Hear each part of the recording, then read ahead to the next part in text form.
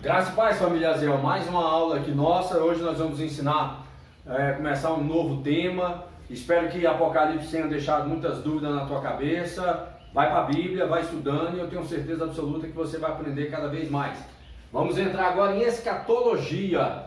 Escatologia é a doutrina das coisas futuras. É outro tema que traz muita interpretação, muitas dúvidas, gera assim várias inquietações nas nossas vidas. Mas eu tenho certeza que no caminhar dessas aulas a gente vai poder aprender mais um pouquinho do nosso Deus. Escatologia, como eu falei para vocês, é a doutrina das últimas coisas. Tá? É um termo grego, eschatos, quer falar das últimas, as coisas que vão acontecer lá no fim. Essa é a doutrina que nós vamos começar a estudar. Mas por que estudar a escatologia? Primeiro, um profundo interesse. Você pode até pensar que nunca passou pela tua cabeça estudar a escatologia. Quando eu falar os temas, você vai falar assim: eita, eu quero estudar isso mesmo.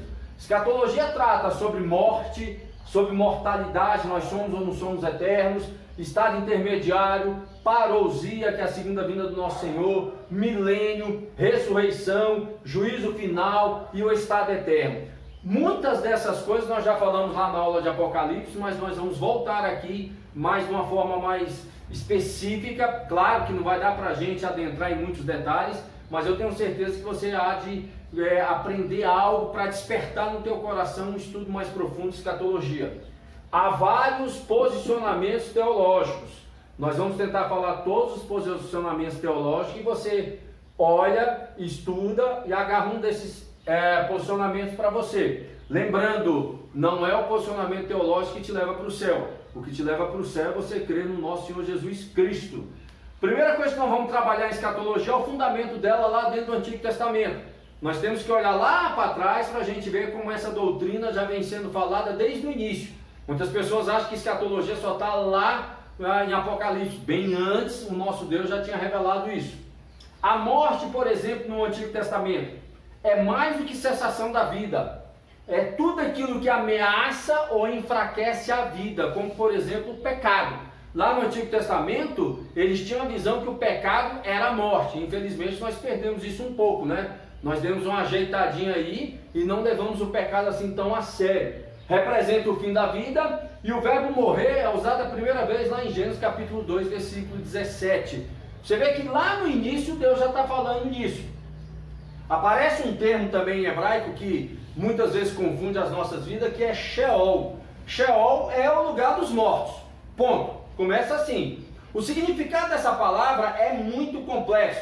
Pode ser túmulo, sepultura, inferno, abismo. Vai depender muito do contexto aonde está a palavra Sheol. Alguns dizem que era um lugar de ímpios e justos. Havia apenas uma divisão ali. É muito difícil você crer nisso porque não há base na Escritura.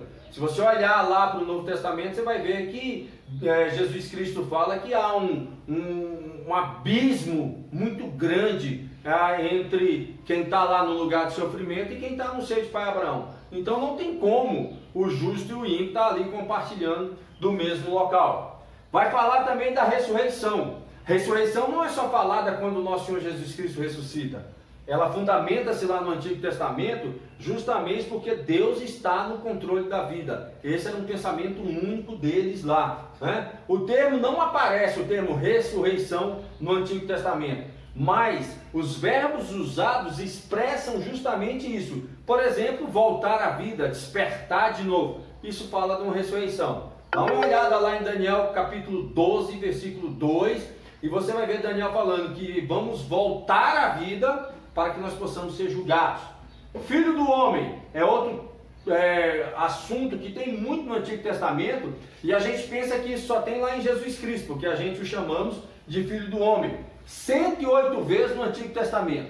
93 vezes quem utilizou esse termo foi Ezequiel. E Ezequiel faz justamente esse contraste do divino com o humano, né? Mas em Daniel, Filho do homem quer dizer um rei soberano, que reafirma o seu domínio, sua glória e que seu reino jamais será destruído. Claro que aqui é a figura do nosso Senhor Jesus Cristo, que vem implementar o reino dele e esse reino nunca, jamais será destruído. E aí surge a expressão reino de Deus.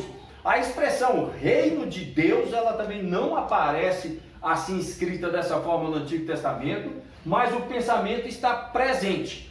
41 vezes Deus é chamado de rei no Antigo Testamento.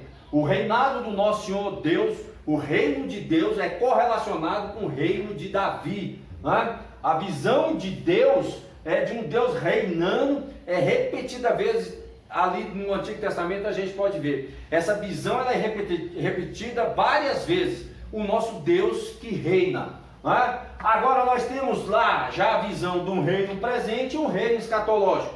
O reino presente é Deus, sendo rei de Israel e de todos os povos, os quais ele julga e executa o seu juízo, tanto em Israel como nos demais. Isso é para a gente já ter na certeza absoluta que o julgamento virá sobre todos, né? E o reino escatológico, um reino que um dia surgirá e jamais será destruído. Daniel 2 vai falar nisso. E aí a gente vê com o nascimento do nosso Senhor Jesus Cristo que esse reino começa a ser implementado. Iniciamos a nossa caminhada em escatologia. Aguardo você na próxima aula. Tendo dúvida, chama o pastor lá. Amém?